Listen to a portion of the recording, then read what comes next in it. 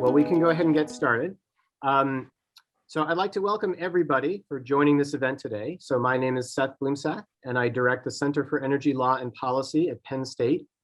So this event is the first in a series of panel discussions with a focus on resilient energy and electric power systems that we have put together in light of the widespread blackouts in Texas and surrounding areas in mid-February. So these panel discussions are co-sponsored by the Center for Energy Law and Policy and the John and Willie Leone Family Department of Energy and Mineral Engineering at Penn State. So each of the panel discussions in this series will bring together an interdisciplinary group of Penn State energy experts with practitioners from the energy industry and energy regulation. So our first panel discussion, the one today, will focus on what we have learned about the events in Texas, the sort of big what happened question, and also whether we here in the Northeast could experience something similar.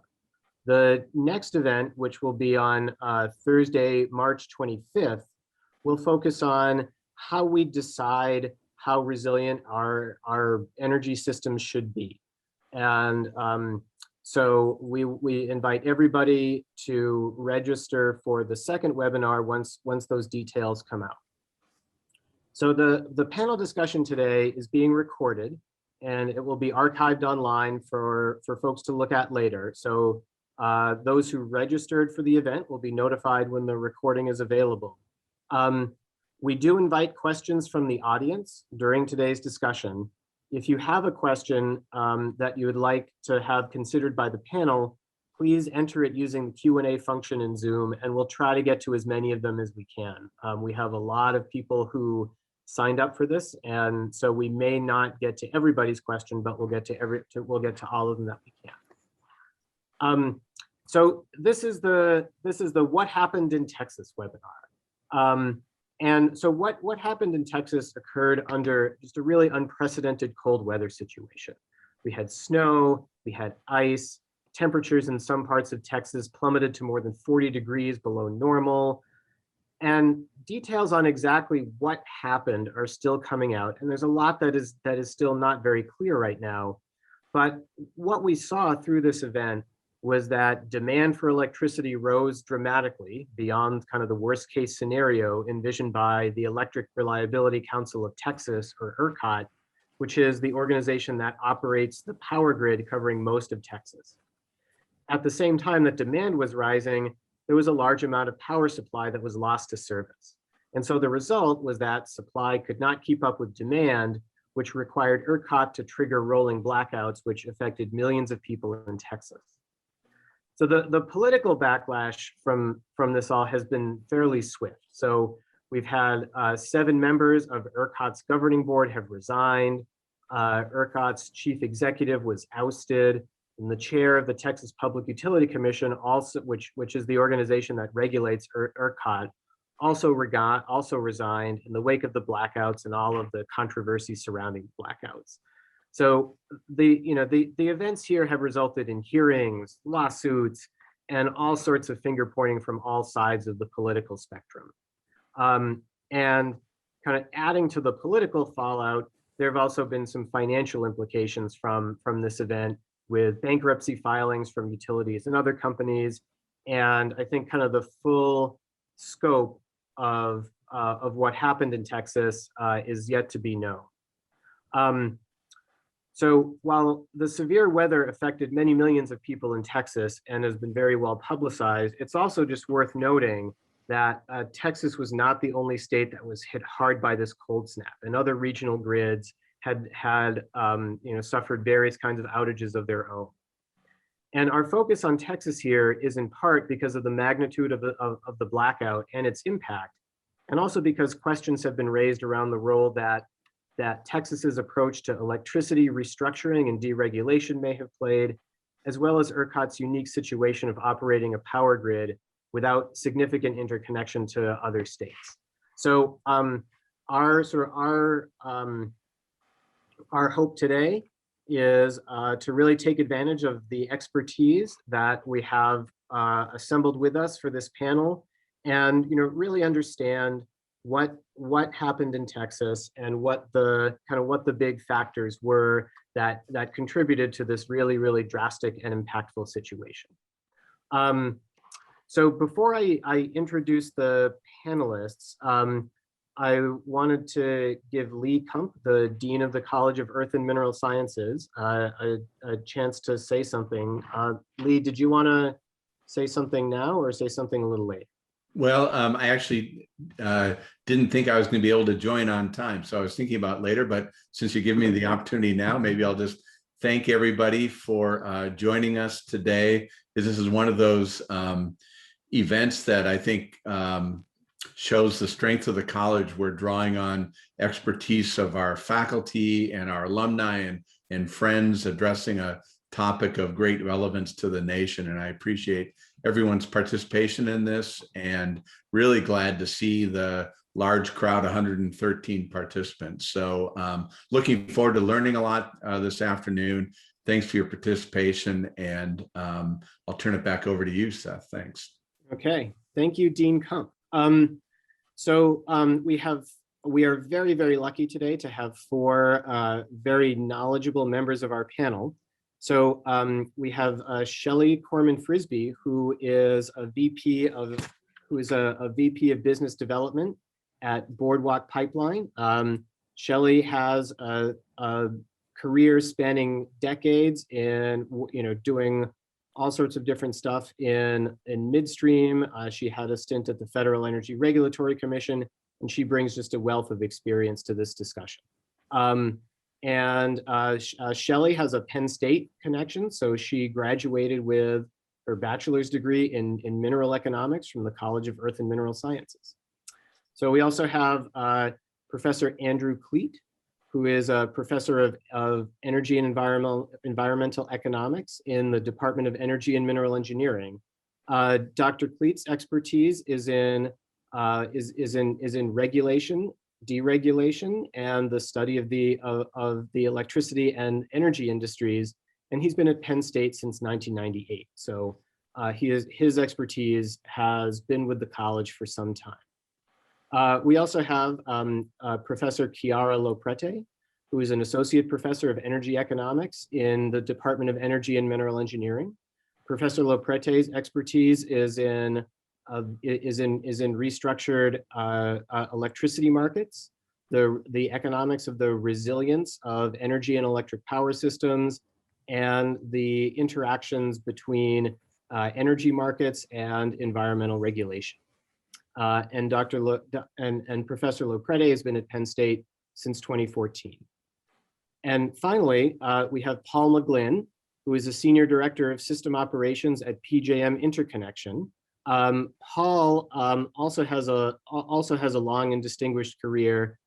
His former job at PJM was to be the senior director of system planning, and so he's seen kind of both sides of the operations of these regional power grids, right? Both planning and operations. Paul also has a Penn State connection with a bachelor's in electrical engineering from Penn State. So I just want to thank the panel for being with us today. And so I'd like to sort of kick it off basically by giving each of the four panelists a chance to give their thoughts on the what on earth happened in Texas question. So I'll give each of them just a couple of minutes to kind of share their impressions of this event as it was unfolding. When did it become clear that this event was no ordinary cold snap, that this was a really big deal?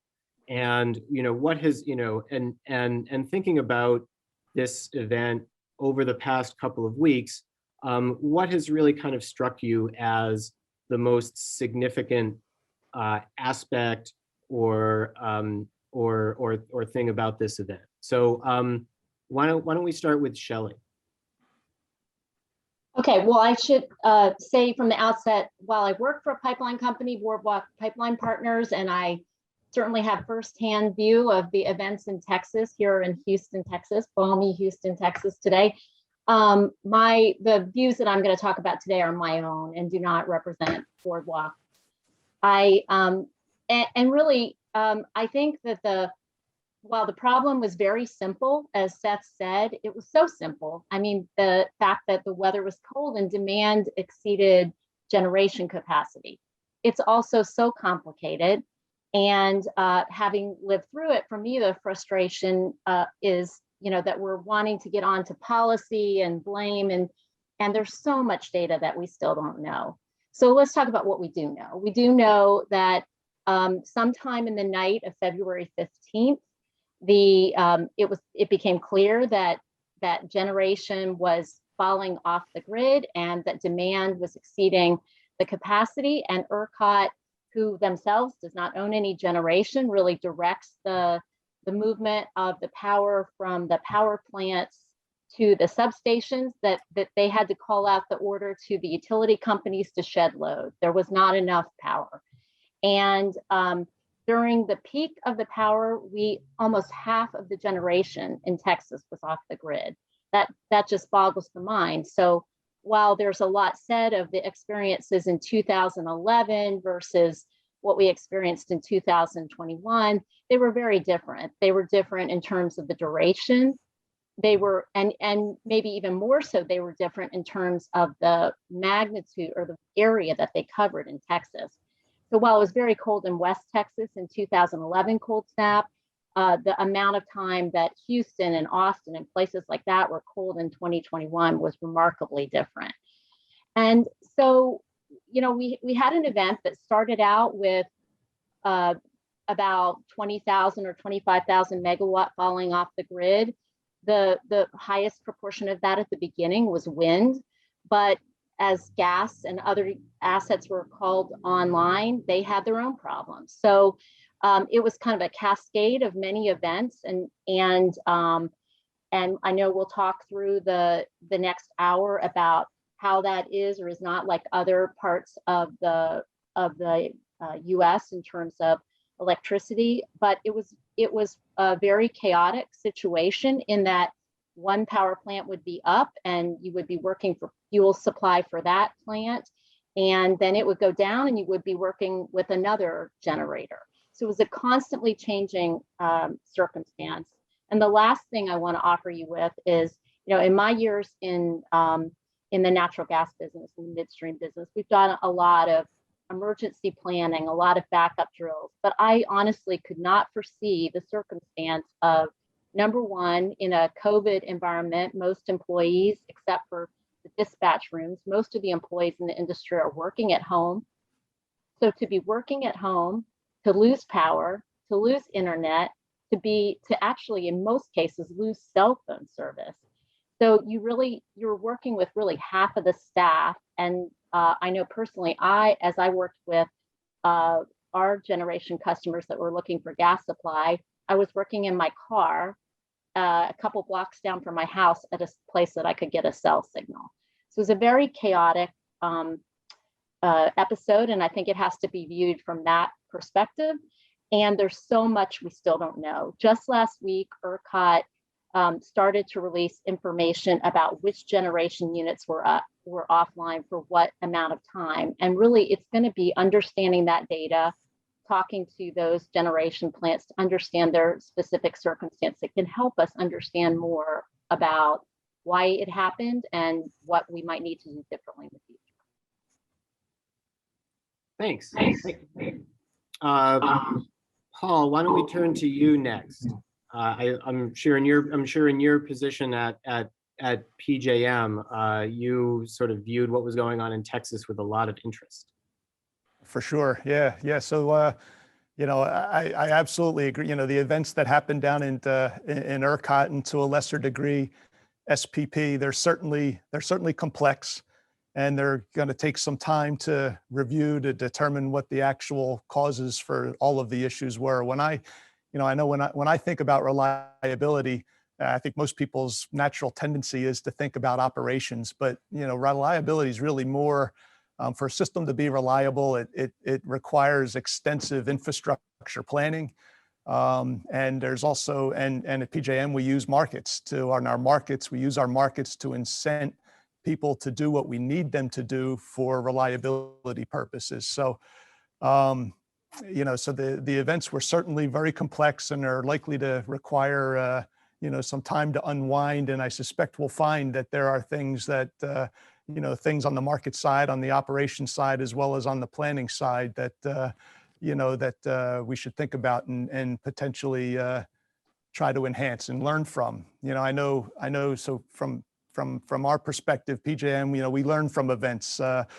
Shelley mentioned the 2011 event and the 2011 Texas cold snap, and in PJM in 2014 we had there was a polar vortex outbreak that impacted the PJM grid and quite frankly our systems didn't perform as well as they should have, and following those events we learned from them. We made extensive changes to the planning that we do, how we do the planning, the stress testing that we do on the system. We also made a lot of changes in our markets to incent our market participants to be available and be ready to generate when we need them to on those through those types of events. So yeah, I would say most recently, as the events from the President's Day weekend storms were unfolding, the PJM system performed actually very well. We did see unprecedented interchange from the PJM system. We were, our resources were available that we could help to support the other areas in the Eastern Interconnection. But, I think, the bottom line for this event, we're going to continue to do what we've been doing in terms of stress testing the system as it evolves, because it's never-ending thing. We know that the system that we have today, but we really need to anticipate and think about the system as it's going to exist years from now, and figure out where the weak spots are and address them. So I think that's my main takeaway. Anyhow, waiting to see, as I'm sure lots of other people are, what the real root causes were and how we can apply those things to our system to make the grid more reliable for everyone. Thanks. Dr. Lo Prete, your sort of initial thoughts. Thank you, and thanks to Shelley and Paul for the excellent summaries. I agree with all of what you said. I think that we should be very careful with judging too quickly what went wrong and jumping to conclusions, because there is, as has been said, there's a lot that we do not know yet. For example, we know that generators of all types had failures or performed worse than expected, leading to about 49% of generation forced out at the highest point of the crisis. But we do need a better understanding of the causes of failure for the different types of infrastructure. We also do not know if generators carried out some or none of the recommendations from the 2011 event. So we basically don't know right now if the causes of failure for these generators were the same as in 2011. As we know, federal regulators have opened an investigation into what happened, and I think this investigation will reveal a lot of the information that we do not have yet. In terms of things that were striking, I think that the most interesting thing, like the key takeaway here for me, was to see the strong, very, very strong interconnection among systems that are all simultaneously affected by a common mode cause, in this case, the extreme weather event. And I'm not just referring to the links that exist between the natural gas system and the electric grid, which have been explored in the past, and I'm sure we'll get more into that. But specifically, I'm thinking about the gas, electric, water nexus, because we have to remember that frozen water led to a gas shortage due to the freeze-offs, and this led to an electric shortage because at least part of the natural gas generators could not operate. Now, in turn, this created an even bigger gas shortage because part of the natural gas system is actually operated by electricity. And finally, there was a water shortage. So this is not, it's not something, it has happened before, but I think the key takeaway here is that power systems, like other infrastructures, are currently designed to withstand random local failures, but overlooking factors of global impact on multiple infrastructures can truly lead to catastrophic outcomes. And so going forward, it will become, I think, more and more important to account for these interdependencies and correlated common mode failures into the planning process, building on what Paul was saying just a few minutes ago. Thank you. Dr. Kleit? Thanks, Seth. I think I agree with everything that's been said so far. This was a truly extraordinary event. You had shortages for up to 70 hours for several million people. And I think the first thing to remember is there is really no one villain. There's been a tremendous amount of finger pointing from the governor of Texas on down, but we really don't know what exactly the problem was. As Chiara pointed out, all sources of power failed to deliver, some more than others. Now, this was not really a capacity problem. If you look at the numbers, there was close to enough supply in Texas. I think if they'd had enough capacity supply, there still would have been blackouts, but a whole lot less significant. The most obvious shortage of generation was in natural gas, although not the only one. And the reason is the natural gas system was not set up to deal with cold weather like this.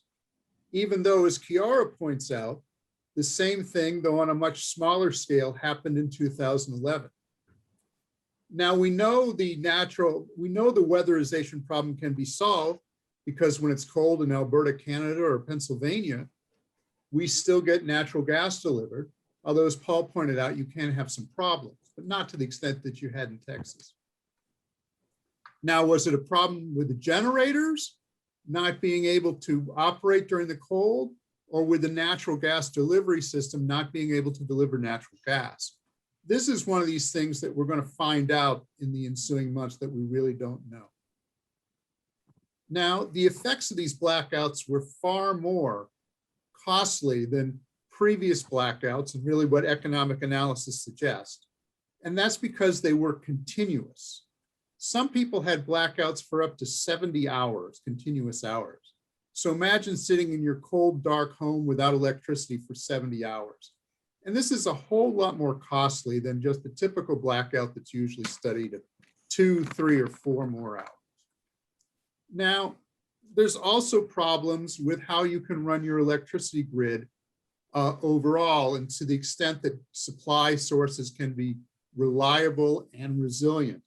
And that applies for all sources of power, and in particular, renewable sources of power, which have also caused some problems in the Texas system, most particularly in August 2019.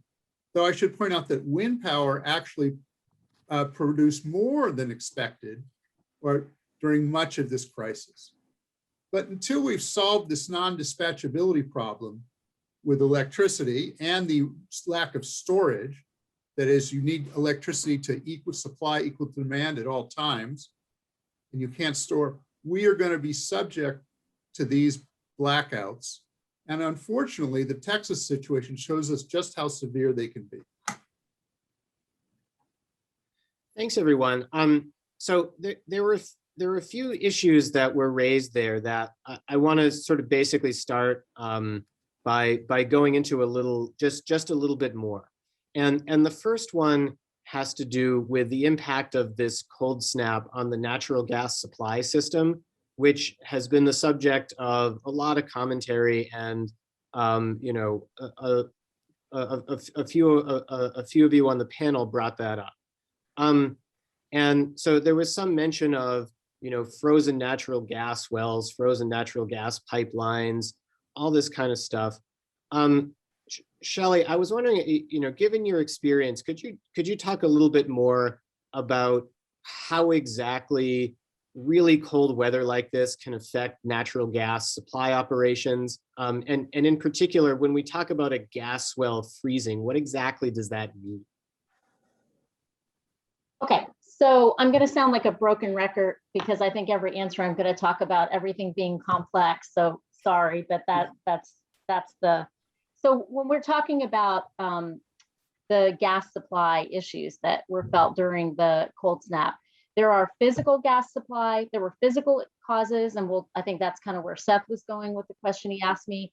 But then there's another challenge about sort of this intermittent tap on the shoulders of gas in the middle of this weather. So I want to touch on both of those.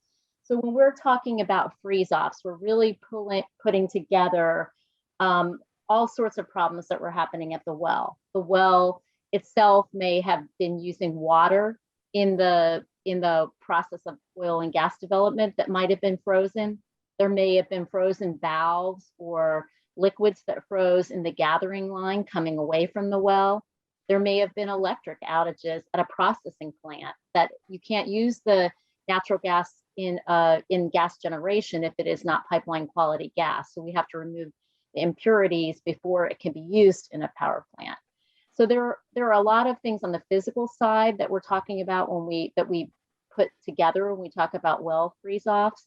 The other side that we need to talk about is the fact that a week before the cold snap, it was 70 degrees in Houston, Texas. And during very mild times, we don't need much of our gas capacity. Our renewable capacity in Texas is about 35% of the installed generation. And on a mild day, like a mild winter day, there's not very much gas capacity running. So we're not only talking about, when we talk about the challenges in gas, we're talking about that kind of huge shift in gas demand in the middle of a winter event. And that may have involved people having to make changes in the gas supply system, turning valves, operating equipment, going out in the field, getting out on the roads. We had a lot of those challenges when we try to make this abrupt a change to the gas supply chain. So I think both of those factors are at play. I mean, it gets, we say freeze-offs, but we really mean that whole series of events. And where you are in the state probably had a lot to do with whether you're, in the West Texas, in the Permian area, in Oklahoma. There was a lot of reported of the type of problems that you started your question with, Seth, with problems with wells freezing, with gathering pipes freezing. When you get further in the east side of the state, the gas supply issues there were probably more calling on the gas supply, getting the right folks in place for, to make all of those changes happen.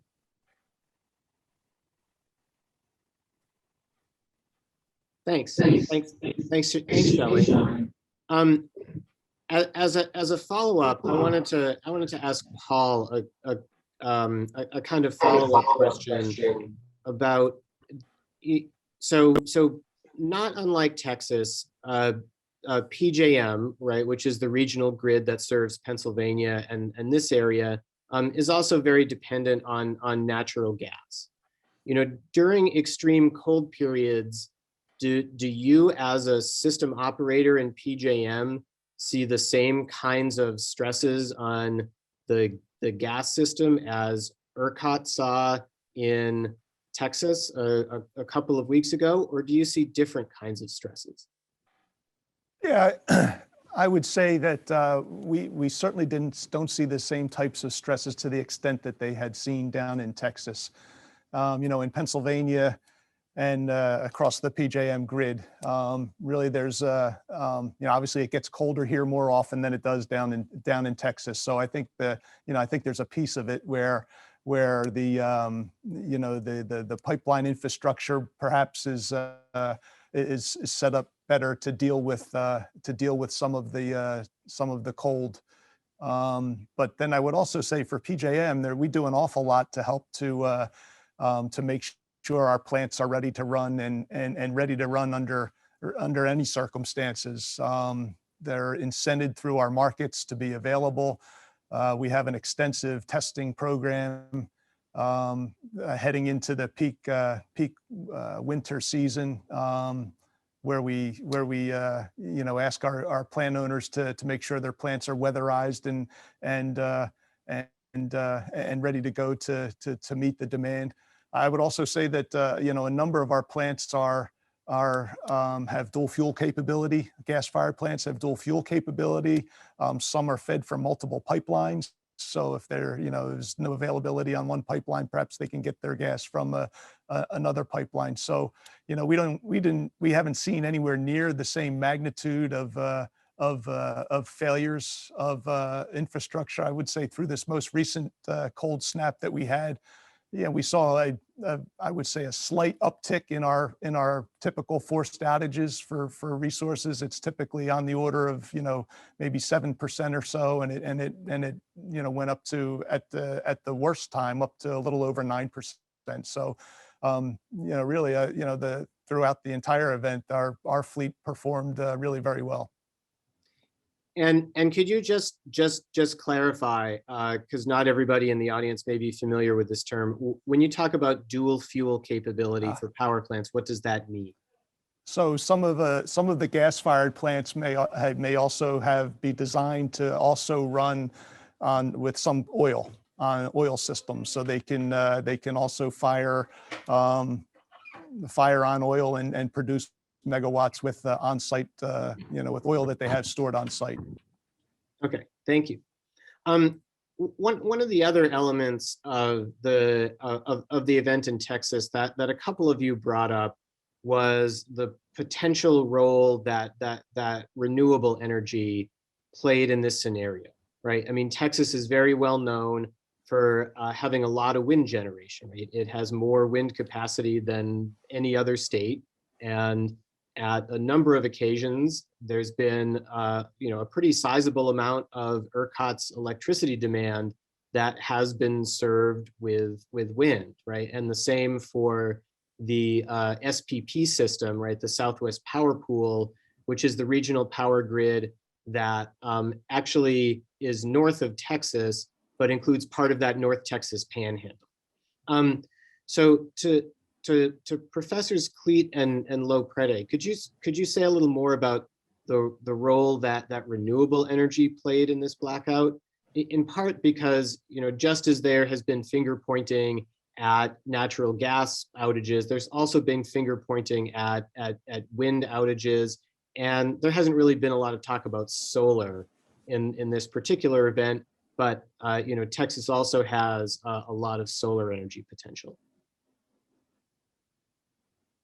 So Texas has been very aggressive in wind power, in particular building transmission access out to West Texas, where there's a stronger wind, and also down in the Rio Grande Valley with the wind from the Caribbean. Here, actually, I mean, there was a lot of initial finger pointing, but the capacity factors of wind during this crisis were around 40 to 45%, which is actually pretty good for wind. I mean, there's a broader question about how reliable wind might be in another crisis, but I don't see wind as the proximate cause of this particular incident. All right. Do you anything to add to that, Dr. Lo Prete?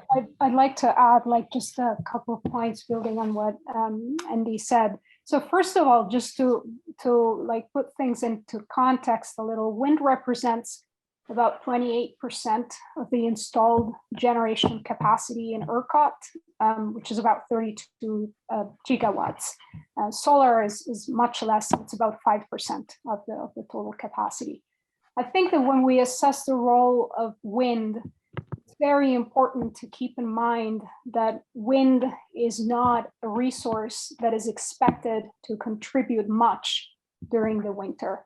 And this is because, I mean, primarily for two reasons. First, there's not much wind at this time of the year in Texas.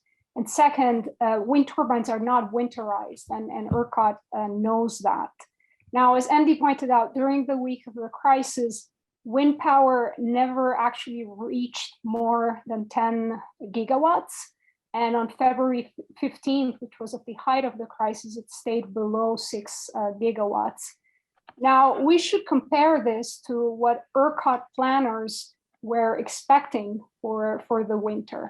And if you look at ERCOT's seasonal assessment of resource adequacy for this winter, you see that they have a number of scenarios, but under average weather conditions, ERCOT assumed that they could only count on 7 gigawatts of wind. Under an extreme weather scenario, they assumed that they could count on 1.8 gigawatts of wind. If you look at the hourly output, again, like Andy pointed out, wind actually underperformed, meaning that it produced less than that expected 1.8 gigawatts, only on a very limited number of hours over the entire period of the crisis. So I think all of this should be kept in mind, and like blaming the failure of the grid on wind does not seem accurate based on what we know right now. Is there, and this is just a sort of a last question on the supply issue to any of the panelists. What if anything is known about the performance of other kinds of generation sources, right? So in addition to wind and natural gas, Texas also has coal and nuclear. And we know from ERCOT that there were outages at those supply sources too. Do we know very much or anything about the causes of those? Even though, I mean, they were minor relative to natural gas and wind, but do we know anything? And if so, what? We're starting. Go ahead, Paul. Well, there was one nuclear power plant that apparently had trouble getting water for its reactor. And so it cut its output by about 1,000 megawatts. There were a number of coal plants that were unable to produce at this time. Shelley referred to a list the PUC had released that, and I haven't had a chance to go through it. It's about 800 generators long. But it looks like a substantial amount of coal power was out, which is a little unusual. It looks like they were unable to access the coal that they had in storage. Shelley, is there anything you wanted to add on to that? Just that in some of those reports, it's interesting to look at the regional causes of the outage. So while every generation source had challenges that need to be studied, there is a relationship between the outage in particular regions and what caused it. So, in far South Texas, it was related to the nuclear outages. In West Texas, wind did play a role in the outage scenario. So it was impactful in that area.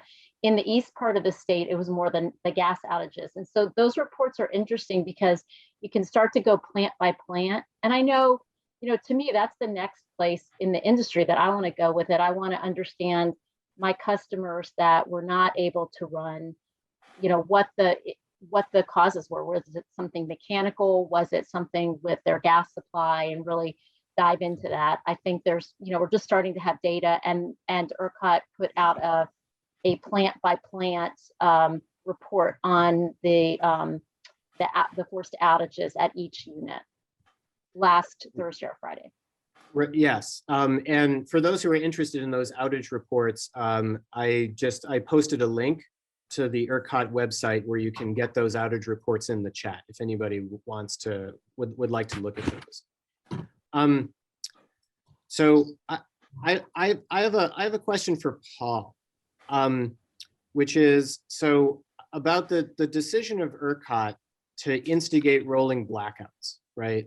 So clearly there was a supply-demand imbalance, but in testimony, the now former chief executive of ERCOT stated that the Texas grid was basically minutes away from total collapse, and that if you had gotten to that point of total collapse, then the results would have been even more catastrophic than what had actually happened, with people being out of power for days, if not weeks. Could you shed a little light on what exactly it means for the grid to undergo total collapse and why this was a situation that ERCOT might have wanted to avoid, right? Even though it meant imposing outages on specific parts of Texas, as Dr. Kleit said, for extended periods of time. Yeah, sure. So you would absolutely, you would absolutely want to do what you need to do to prevent the grid overall from collapsing. And from what I've seen from the information out of ERCOT, they, clearly there was a supply and demand imbalance. And when you have an imbalance between the supply and demand, your frequency changes. And there was a number of periods throughout the event where the overall system frequency in ERCOT was dropping and dropping to fairly low levels.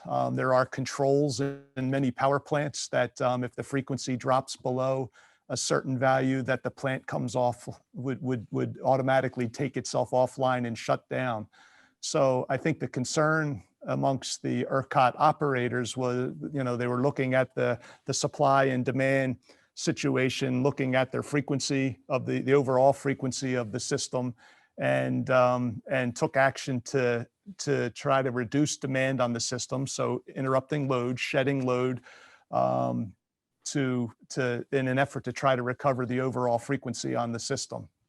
And if you don't take those steps, and you do allow you allow the frequency on the system to just continue to drop, again, you're going to begin to, additional power plants will trip offline through these automatic controls, and that will obviously further exacerbate the problem with supply and demand. The frequency would continue to drop, and ultimately the system will shut down.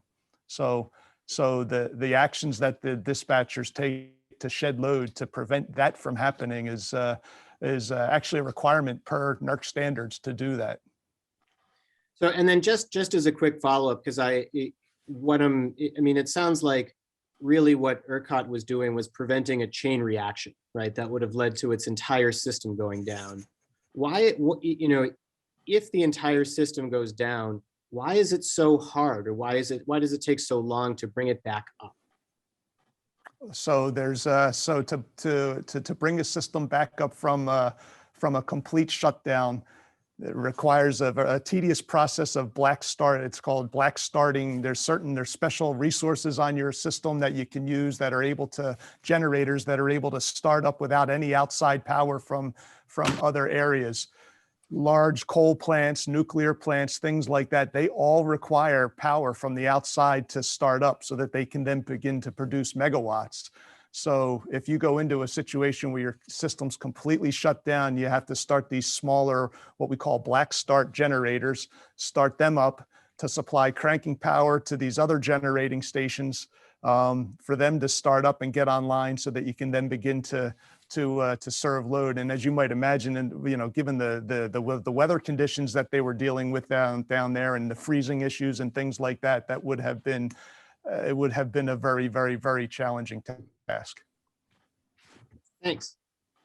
So I want to turn to something else that has come up in a couple of the questions that have been submitted to Q&A, and the big question is, ERCOT as a grid is not really connected to any of the other regional grids on the North American continent, right? And so the big question is, if the Texas grid had been connected to, or as I guess if the ERCOT grid specifically had stronger interconnection with the Western grid or with the grids to the north or to the east, could the extent of this, this event have been prevented?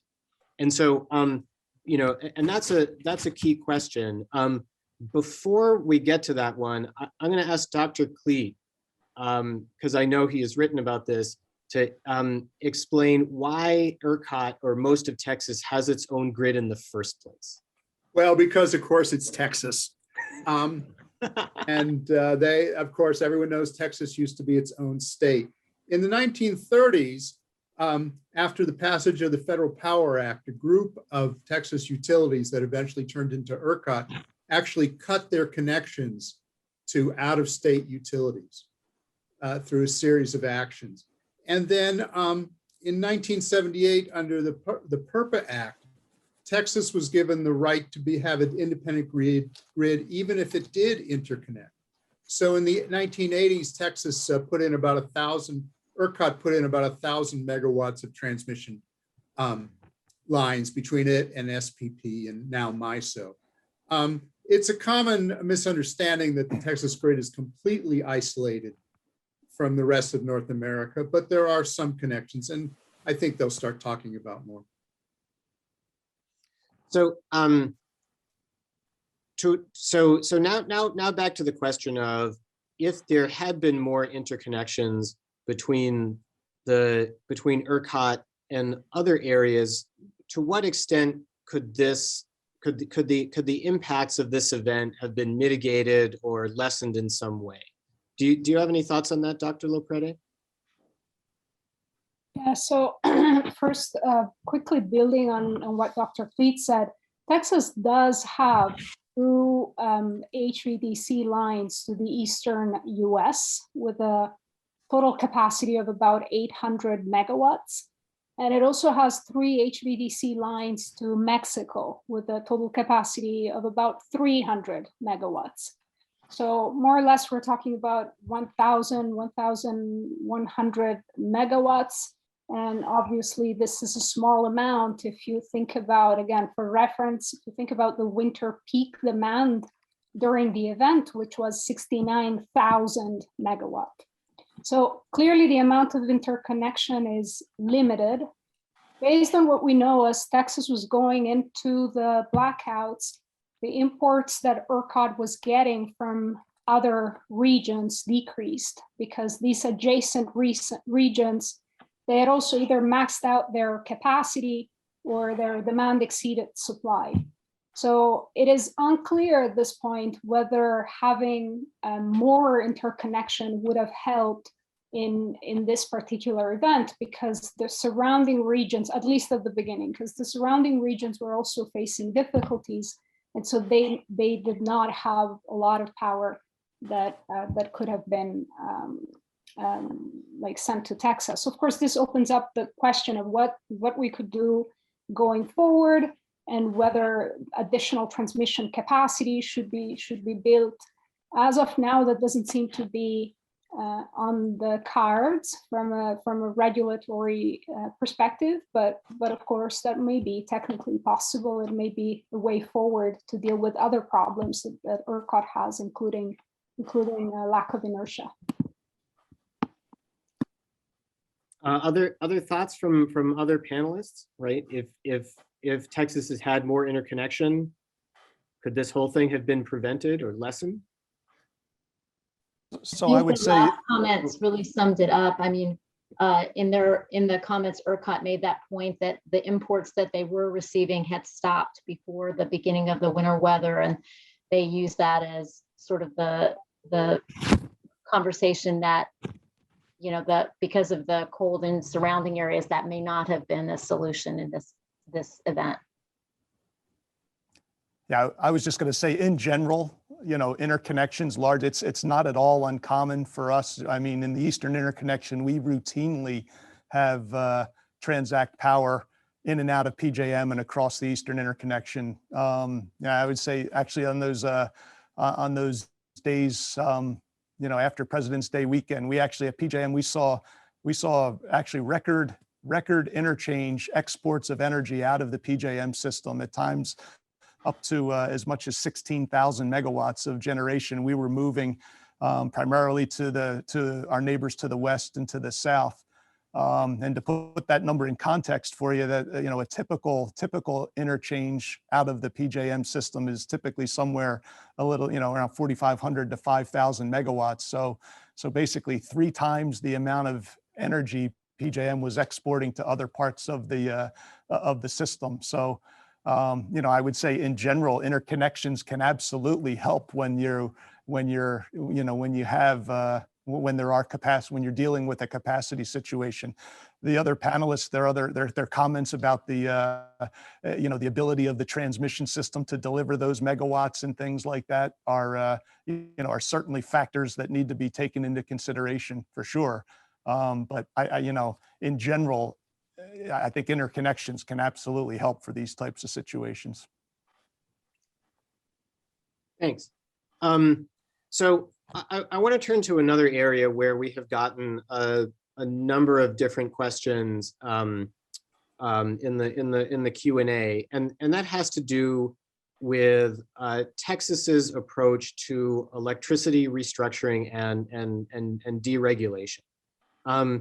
So I guess I'll just start with kind of the big question, which is, did Texas's approach to using market mechanisms to ensure a sufficient amount of supply and reliability, is that to how did those mechanisms, right, and those reliance on market forces versus regulation, how did that contribute to the situation in Texas? So I'll start with Dr. Kleit on that. Well, they were down about, depending on how you count, short about 20,000 megawatts out of a system peak of around 70,000. So there's no condition under which, there's no circumstance where they would have, under electricity regulation, where they would have overcome that amount. There's some discussion about if they'd had a capacity market, which basically requires, is a market to pay for capacity rather than energy, that would they have been able to withstand this? A capacity market, it's a counterfactual, but a capacity market by my calculations would have added about 4,500 megawatts to the grid, which would have certainly helped if it had been operated. But as I said before, this really wasn't a capacity problem. It appears to be a natural gas generation problem and a natural gas supply problem. So under any kind of regulation scheme that you have, it would have been a serious problem. So just to go back to the point you raised about a capacity market.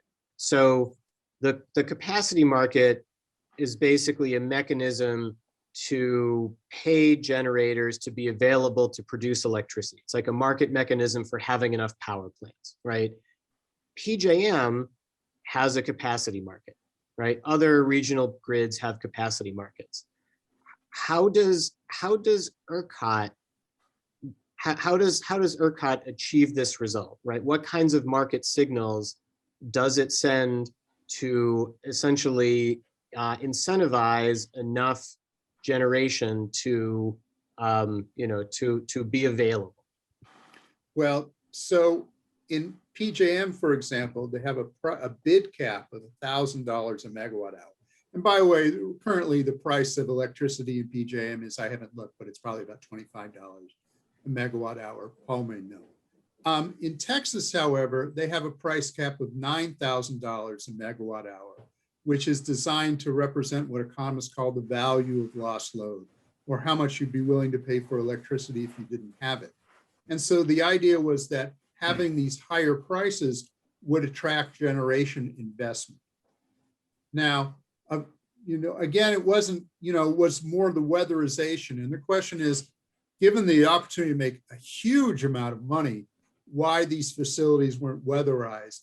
And that's a very tough question. But the other question that's emerging is, will bills be paid?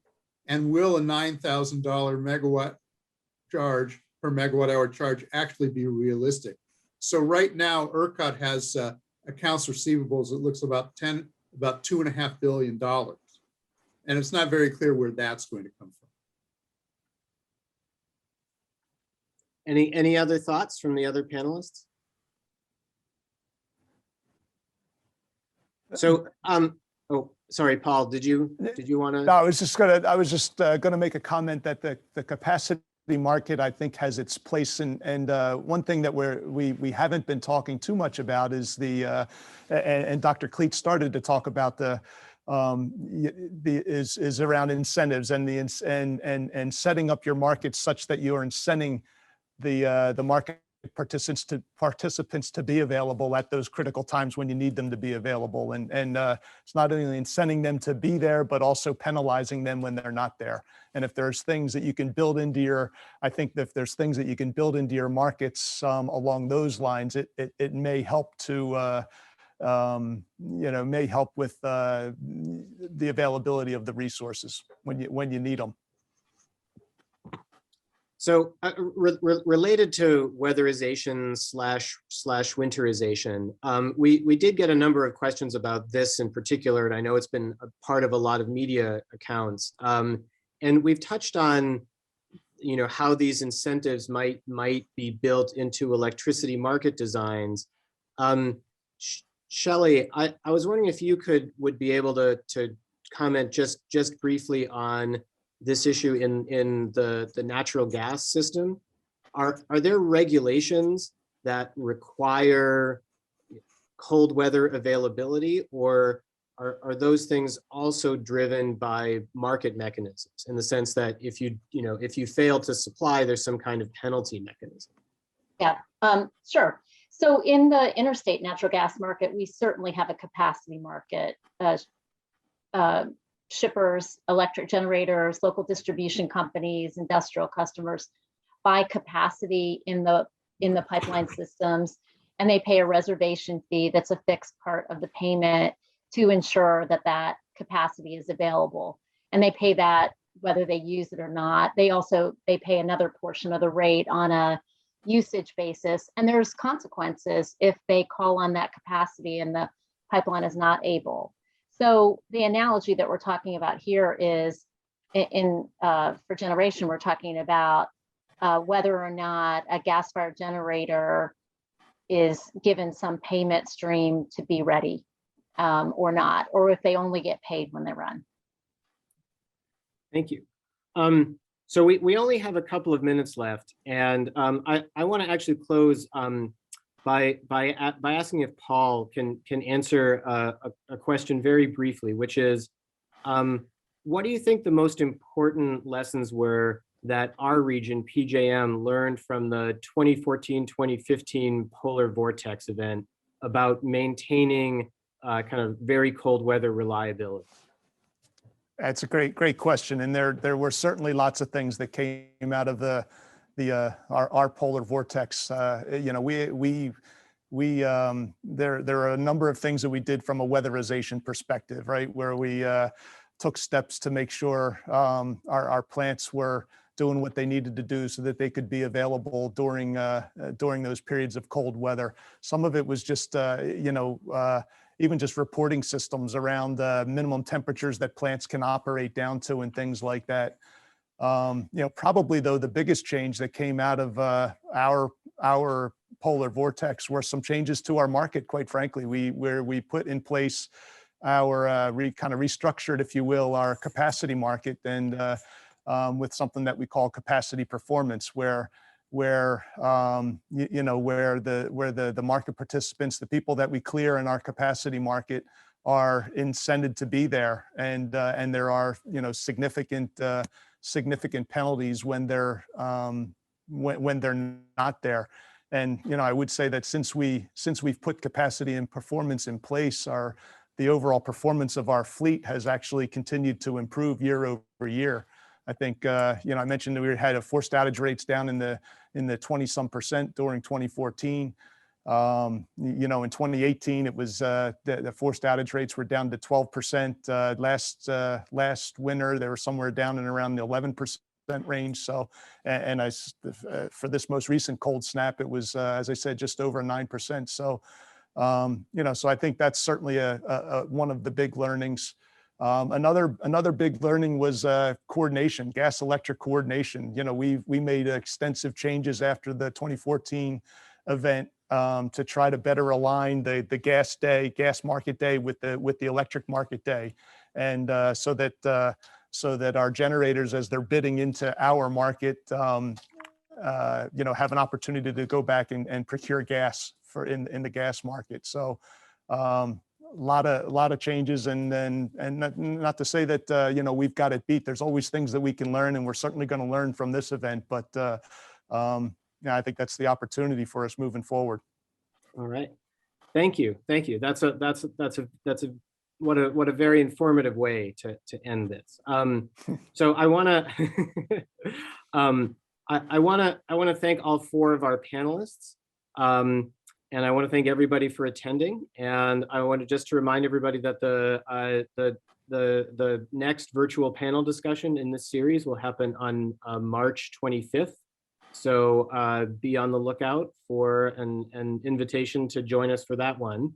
And I'm sorry we couldn't get to all of the really good questions that folks asked, but we did have a good hour. And we do have with us Sanjay Srinivasan, the head of the Department of Energy and Mineral Engineering. And so if you would like to say anything to close this out, I will invite him to do so. Thank you, Seth, and thank you for all the panelists. It was a very educational hour for me. Learned a lot about the different aspects of the problem. As many of you have observed, you only hear bits and pieces when you read newspaper articles or listen to conversations, but this was a more comprehensive discussion. So really look forward to the next panel on March 25th. Again, thank you, everyone, and hope everyone enjoyed the discussion as much as I did. Thank you very much. All right, thanks, everybody.